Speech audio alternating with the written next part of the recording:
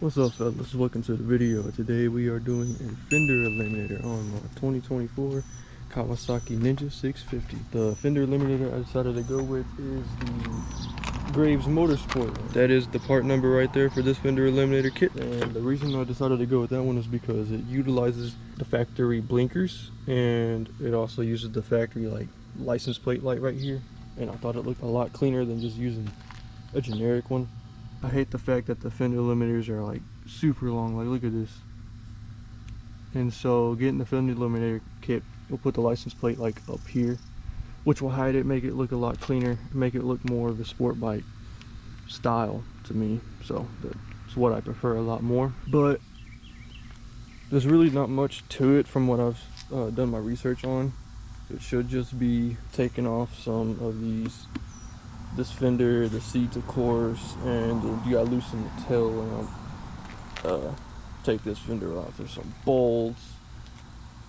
The hard parts most likely going to be getting like all the blinkers and this light detached from here, and then running all the wires and stuff where they go. But it shouldn't be too big of a deal, shouldn't be too hard of a process. So we're just gonna go ahead and get started and we'll go from there. So like I mentioned before, I'm gonna probably start like taking the seats off and then moving everything if I need to, if necessary. There might be some stuff under here I need to move out the way. Then there just should be like some little 8mm bolts to get the fenders out. And then I gotta get these little star bits right here, or hex keys, that's what they are, hex keys. And then there's one on this side too, right there. And then once I get that off, everything should just kind of be pretty plain and simple from there, because I believe the connectors are sitting somewhere like right here. They run through the fender and then connect like right here for the most part, and so that's where I need to get. Without further ado, let's go ahead and start this process of getting all this stuff apart. Okay, so yeah, with the seats off, it's kind of like I was explaining. There's an 8mm right here, right here, right here, and right here. I think these are 8mm too. This is for the tail lamp. And then once I get those off, it's just gonna be getting the hex keys that are on both of these sides, and then these fender pieces should just slide back. There's little hooks that kind of keep them in place. But once I get these out, I'm gonna take the tail lamp loose. I guess I'll have to get this connector out too, but shouldn't be too bad from there. So let's just see what happens, man.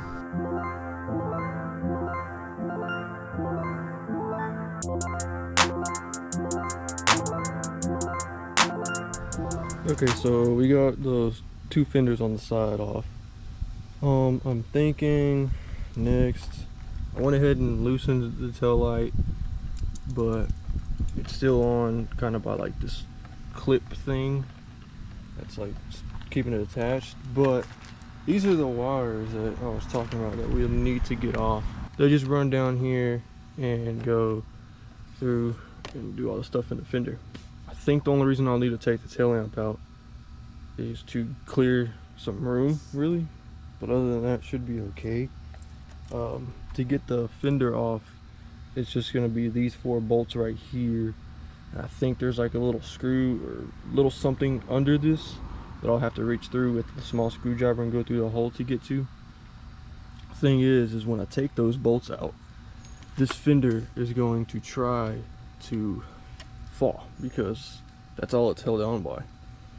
So whenever I take those bolts out, I'm gonna have to sit here and hold it up while it comes down, and then should be able to take it out from there though. It shouldn't be too big of a deal. But let's go ahead and get this knocked out and see how difficult it is to do. With the heat.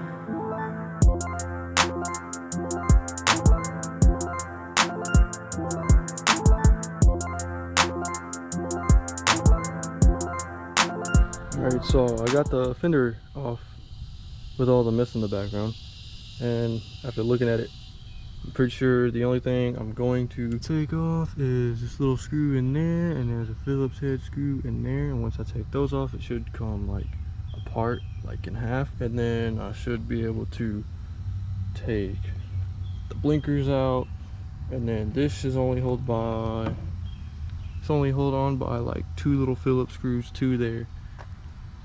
And so I'm gonna get this apart, swap what I need to swap out. We'll go from there, see what's up next.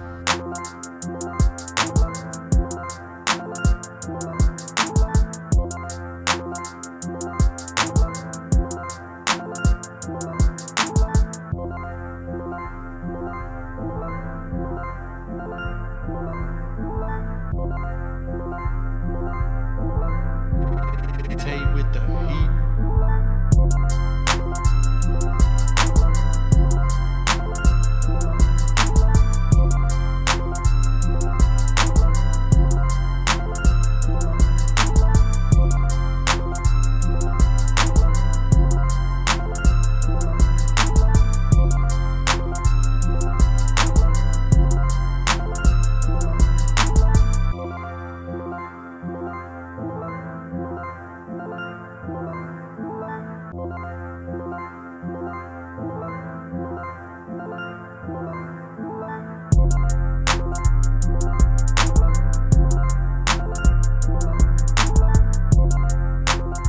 So after a long time of fighting, I finally got it all on there. Finally got the these blinkers, man. They were a pain in the butt to get on, man. You have to like squeeze these little gasket pieces over these small holes. The license plate light wasn't even like, that was the easiest part. I kid you not, like doing these blinker parts probably took like 40 minutes total of me like trying to figure out how to squish these guys in there. I ended up like having to slide them in there and like get like a flathead screwdriver and like poke at it until it all like went through. It really sucked, but it's all on there now, and so it's essentially gonna it's gonna pretty much look like that. I wish that these lights are still like loose. Doesn't matter how tight I get them, it doesn't really make a difference. And speaking of tightening them down, you have like no room. You can get like, they make like little wrenches with like, you can put bits in them, and I don't have one, so I just had like a socket, so I just put the socket in there and got it as hand tight as I could. Now everything can pretty much go back together. I do wish they had like a little grommet right here just for like weather conditions. It's all on now, so now it's just reverse procedure. Put these wires in there and then wire them up. So this thing kicked my butt, but now it's on there. So let's get back to the installation of the Fender Eliminator.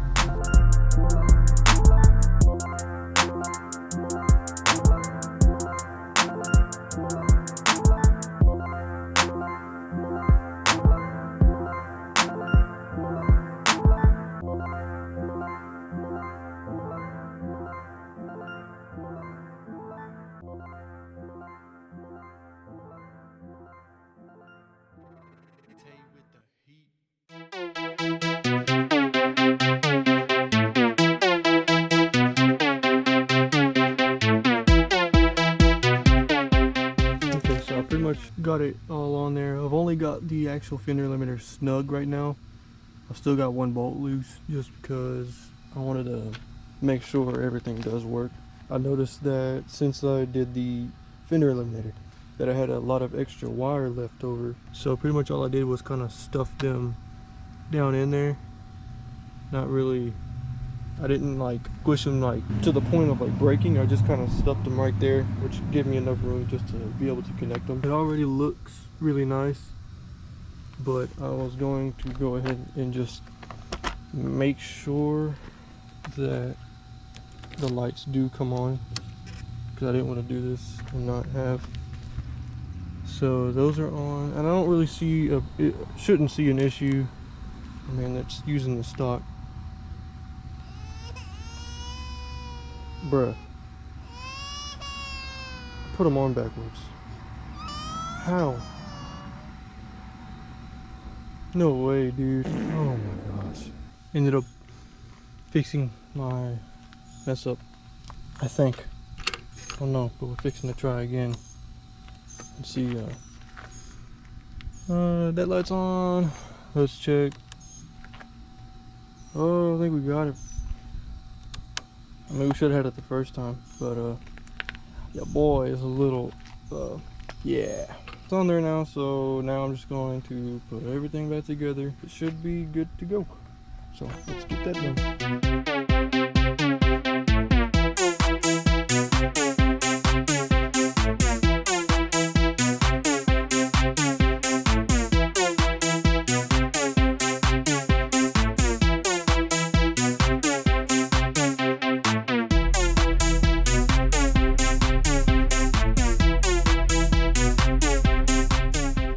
Looks a lot better, man.